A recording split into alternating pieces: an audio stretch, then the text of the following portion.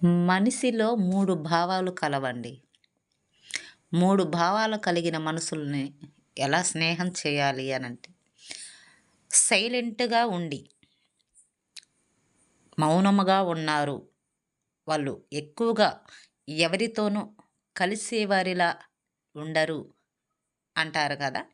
అలాంటి వారు చానా శ్రేష్టముగా, వాళ్ళ ఆలోచన శ్రేష్టముగా ఉంటుంది.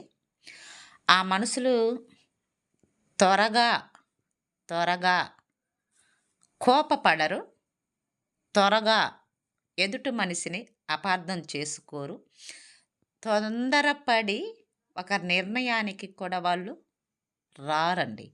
ఈ 3 లక్షణాలు వాళ్ళకెక్కువగా ఉంటాయి. వాళ్ళు ఎందుకు బయటికి రావటం లేదంటే, వాళ్ళు ప్రేమించేది అధికముగా ఉంటుంది. వాళ్ళు కోపము